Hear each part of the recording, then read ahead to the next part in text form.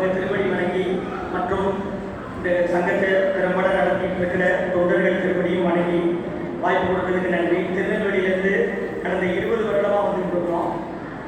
ஐயா சொன்ன மாதிரி ஐயாவை பார்க்கறதுக்கு முன்னால் அமைச்ச வாழ்க்கை வேறு, ஐயாவை பார்த்ததுக்கு அப்புறம் இருக்கிற வாழ்க்கை வேறு. 2005 ராமூர்லேயே நாங்கள் வந்தாங்க. திருநெல்வேலியில் வந்து ஆசாவோட கருத்துக்களையும் பெருமைகளையும் எடுத்து சொன்னாங்க. அதுலேருந்து அன்னதானம் ஆரம்பித்தோம்.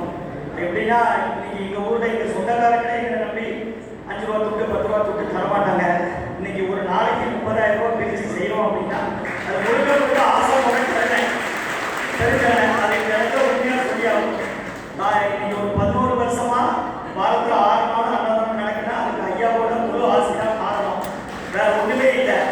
ஏன்னா நாங்கள்லாம் வாழ்க்கை முறை எல்லாமே வேற, அது எல்லாருக்கும் தெரியுங்க.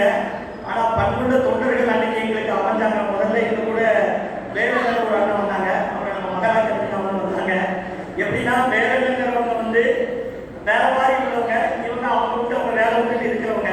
இவங்கெல்லாம் என்ன நம்பி வந்தாங்கன்னு சொல்றத விட உங்களோட கூப்பிட்டு வந்தேன், அவங்க ஆசை நம்பினாங்க. அதனாலதான் அங்க எங்கேய ஊர்ல எல்லாருமே நம்பினாங்க. ஏன்னா அது பக்கத்துல இருக்கணும்லாம். இப்ப இவர் அவர் ஒரு பெருமைக்குரிய நபர் பண்புள்ளார் அப்படி வேலைன்னு இப்படி எல்லாருமே வந்ததுனாலதான் இன்னைக்கு அங்க ஒரு இடத்துல ஜிஹெச் பக்கத்துல தினமும் 1000 பேருக்கு அன்னதானம் கொடுக்கறதுக்கு ஆசான் வழிவகுத்து கொடுத்துருக்காங்க. ஒரு வாகனம் கொடுத்து இதுக்கு முழுக்க நாங்கள் நன்றிகள் பட்டிருக்கோம். இந்த விழாவும் சிறப்பாக அமைஞ்சது. இதுவும் நல்லபடியா வருஷத்துக்கு ஒரு முறையோ 2 முறையோ நீங்கள் நடத்தி எங்களை ஊக்குவிக்கணும்னு தாழ்வுடன் வேண்டி நன்றி. நன்றி ஐயா.